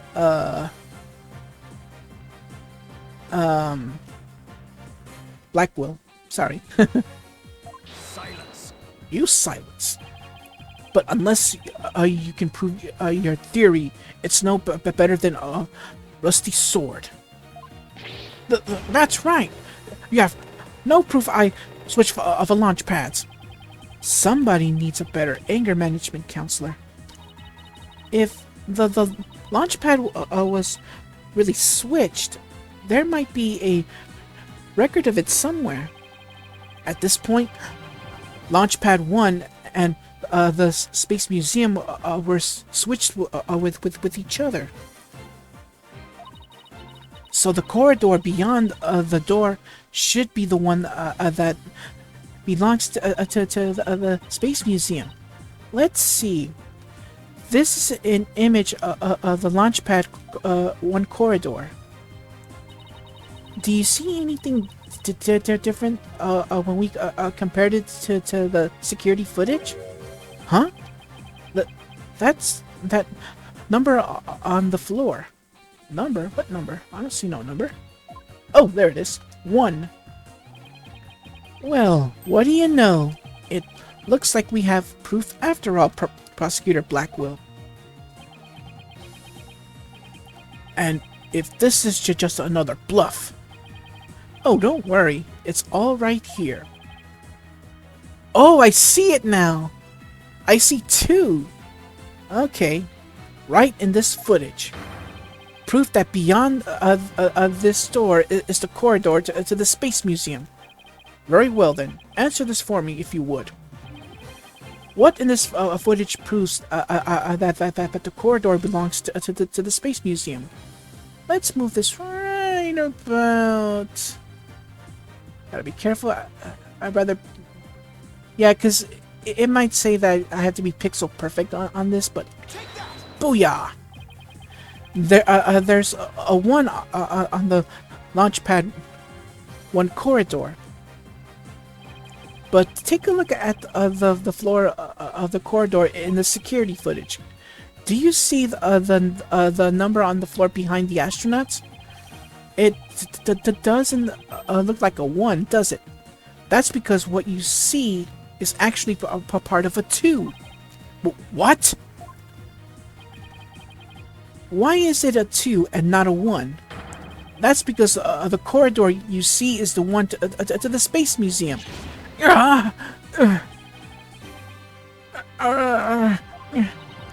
And so that means the corridor in this footage was not filled with smoke. That's right, because the explosion didn't occur in the Space Museum. The explosion occurred in Launchpad 1 on the side opposite of the Space Museum. And now that we know the 2 astronauts escaped from the Space Museum, the mystery from the previous trial of how they got down the ladder is cleared up. Mr. Turan, carrying Mr. Starbuck, simply took the elevator from the upper level down to the middle. Just incredible. The 2 launch pads were actually switched, but do you think someone would have noticed an event of this magnitude? Everyone was down in the basement shelter when the launch pads were swapped back. There's no way anyone could have known what was happening on the surface.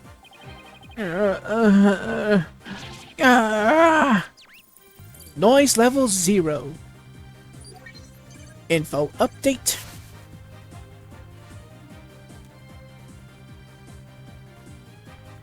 There we go.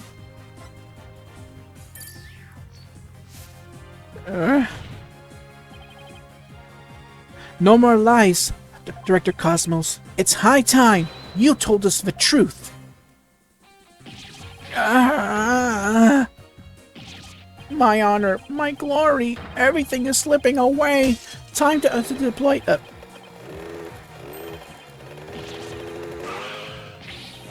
Wow. I'm not the one doing this. It's all him. Look at him go. Are mopeds that fast? Ay, Chihuahua.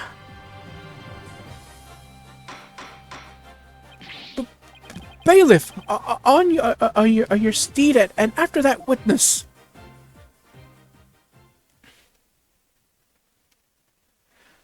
Ay, ay, ay.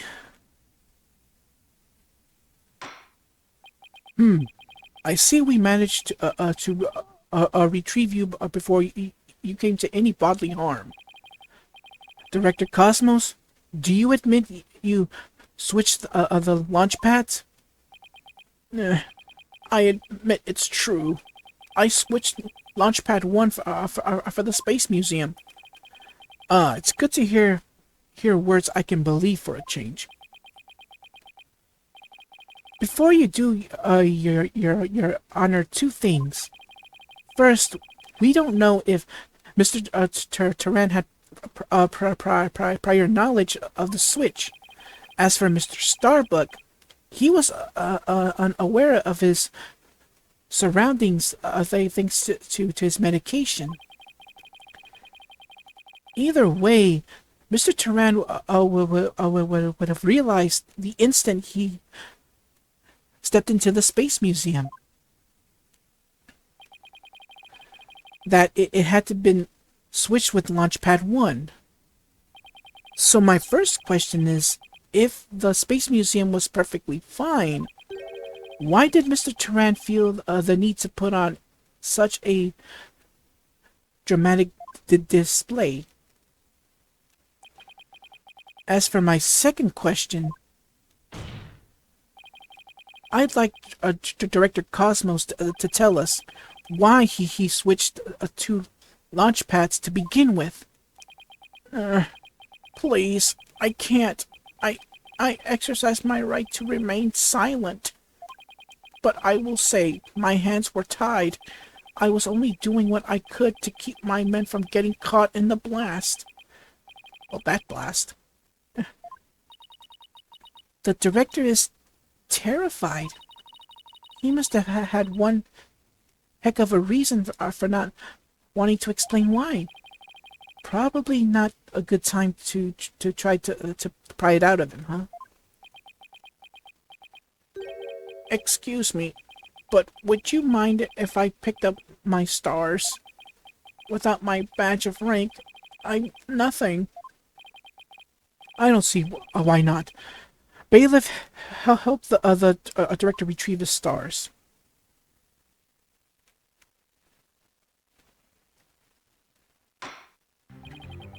It appears the possibility of a culprit other than the defendant has presented itself. Mr. Starbuck, is there anything you wish to say? I don't get it. Don't get what? What don't you get? Director, why did you do all that? From the beginning, you never meant for the launch to go ahead, did you? You tricked us! Mr. Starbuck. Starbuck, my boy, I'm sorry. I can't tell you the reason why, but I had to do it to protect the Space Center. Director! Will I ever get the chance to go into space again?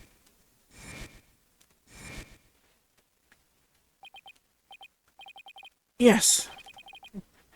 Yes, of course. I won't rest until it happens. I will get you into space again, my boy. Then the dream is still alive. Silence.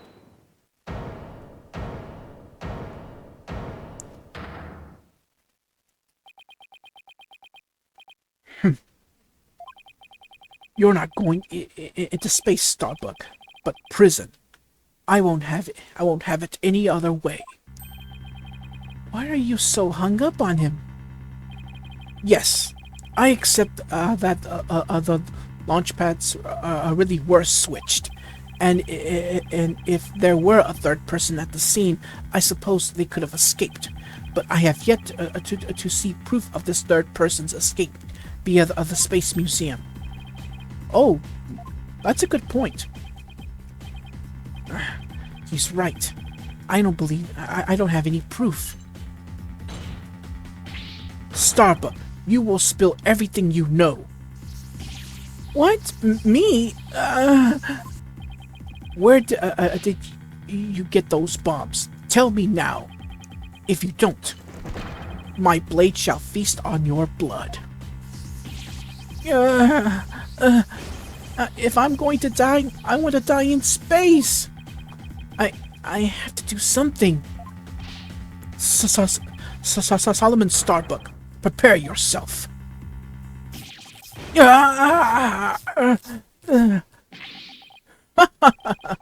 Now you know the violence isn't the answer, Prosecutor Blackwell. That annoying, cheerful laugh. It can be none other than Champion of Righteousness, Bobby Fulbright here. In justice we trust. Detective Fulbright? Sorry to keep you waiting, Mr. Lawyer. I hope I'm not too late. I don't believe we had an appointment. I tried to hurry, but I ended up helping a little old lady cross the street. And then I had to break up a cat fight. I tell you, justice sure is a full-time job. Was it a fight between cats, or... Why are you here again? Because the defendant isn't the culprit, and I came to make sure that justice is served. I don't have any idea what you're talking about. Fulbright. I always thought you were a bit touched in the head. But have you finally succumbed? Nope, but it looks like you've succumbed to this phantom of yours. Open your eyes and let the evidence of justice uncloud your judgment. What evidence? Come to think of it, he did say something about finding us some evidence. Thanks, you two. I feel a lot better now that I've been able to get that off my chest. I'm going to work extra hard to find that perfect piece of evidence for you. I didn't think he was serious, though. So, what is it, a detective? Is it something that will prove Mr. Starbuck innocent? It is indeed. Have a look at this. What's this? A lighter? That's right. A lighter I thought to have been used by the culprit, no less. The Space Museum's cleaning robot picked it up. It has the victim Clay Terran's blood. Oops. What? What? And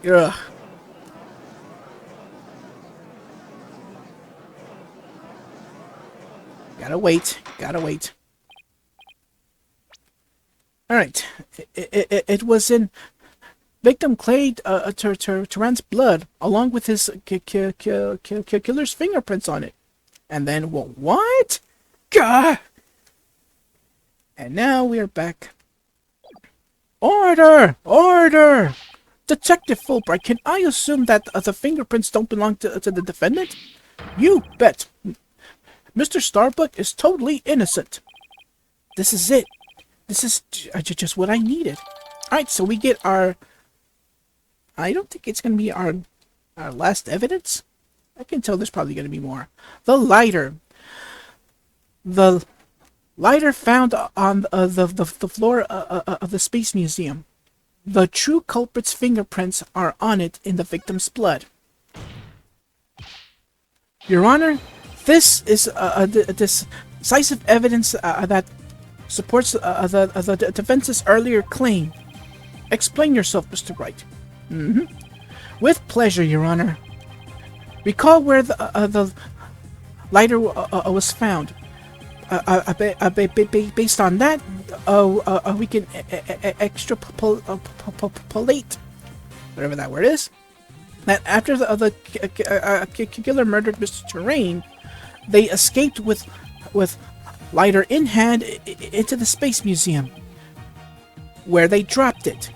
The switching of the two launch pads occurred.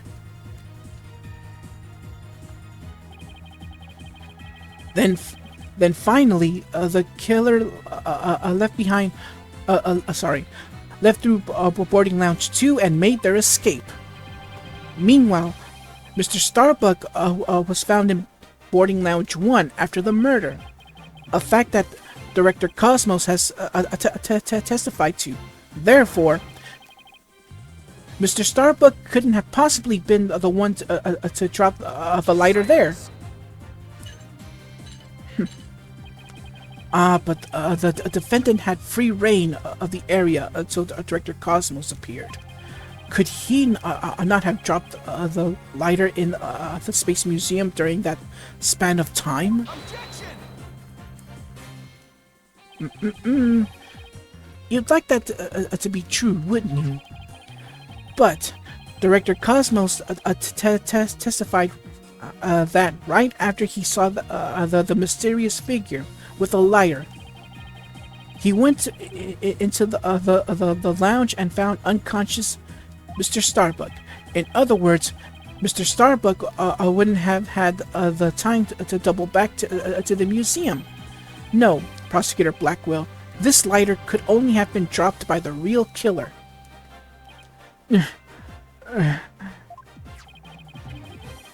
Most importantly, Mr. Starbuck's fingerprints were nowhere to be found on this lighter. I think you understand what this means, don't you?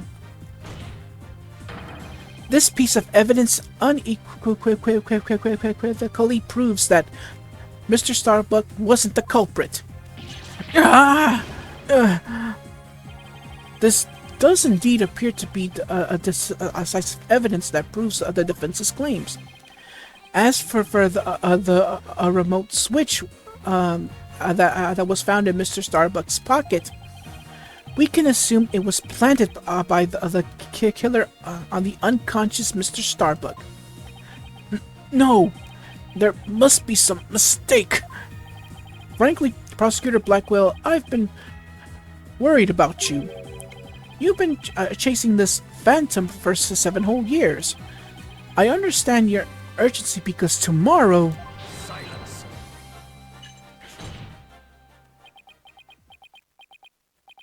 Fulbright, you promised never to speak of that. Huh? Tomorrow? What about tomorrow? Given the body of evidence, I think it's safe to say the defendant is innocent. In light of the fact that it was impossible to have for him to have committed the crime, a few unanswered questions remain. So I look forward to seeing what you two uncovered. But for now, this court finds the defendant, Solomon Starbuck, not guilty. Alright, so the only thing we did was prove Starbucks is innocent. However, the real culprit is still at large. So apparently this case is not over yet. The only thing we did was prove that, as I said again, Starbuck is not the murderer. However, the true killer is still at large. But who is it? Who is it, though? Yes, we did it, Mr. Wright. Looks like we pulled it off somehow, huh? With some help from Detective Fulbright. Mr. Wright, Miss Sykes, thank you. And please thank Apollo for me, too. You are all the best. Oh, I wish we could tell Apollo about Mr. Starbucks' verdict right now. Yeah, me too. But that's going to have to wait. Now that a verdict has been reached, I'd like to bring today's trial to a close. Court is adjourned.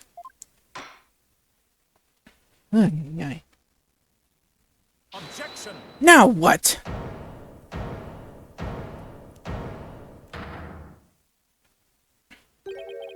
It's too late to object, isn't it? It simply isn't possible. Something's wrong. Prosecutor Blackwell, are you dissatisfied with the verdict? Fulbright, what were the results of the fingerprint analysis of a lighter? Huh? The results? Well, I was in a hurry, you see, and then there was that catfight, and well, I kinda got carried away when I heard the prince weren't Mr. Starbucks, so you you have to read it. Well, you have to read it? Prosecutor Blackwell, can you read out who the prince belonged to? Upon a thorough analysis, the fingerprints were found to belong to Athena Sykes. So says the report. What? Huh? Me?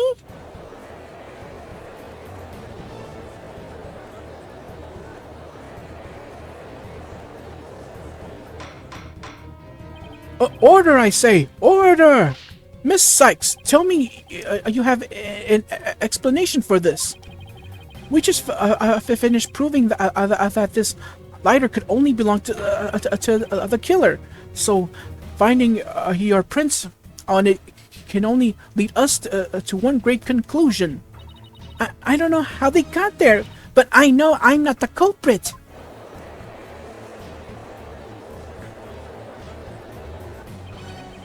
This can't be happening. We built up our argument piece by piece, and I don't think any of our reasoning was faulty. So how could it have led us to this? Oh wow, so our evidence of the lighter has been updated. It has Athena's prints on it in the victim's blood. What have I done? Please forgive me, I'm sorry. Order! Order! Detective Fulbright, stop your crying! What in the world is happening here? It's like the world's gone mad. Now this is how I can see that this is the dark age of the law. Just what is going on? Really? Order! Order! I will have order!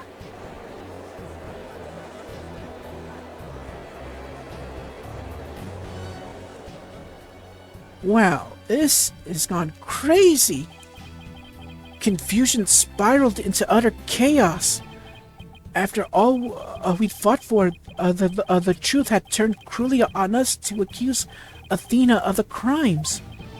Somewhere, somehow, everything had gone terribly wrong.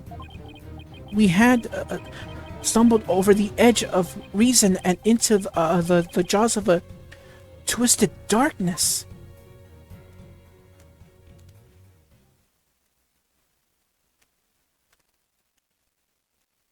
Oh, wow. Alright, so a new episode has been unlocked, and yes, this is the final episode of the game. Oh, wow. Things have gone from good to bad to worse. Oh, wow. And now Athena is being accused of the murder now. But why, though? How is this even possible? Well, tune in next time for the final episode of Phoenix Wright Ace Attorney Dual Destinies Turnabout for Tomorrow. I think did I say it right? Yeah. Tune in next time for the final episode of Phoenix Wright Ace Attorney. Well, not the finale, by the way. This whole game ain't over yet.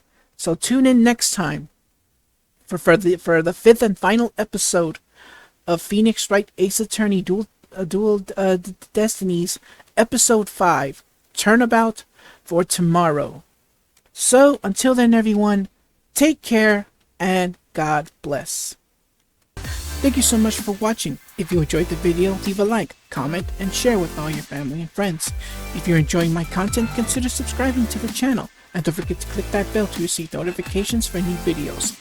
Take care, and God bless.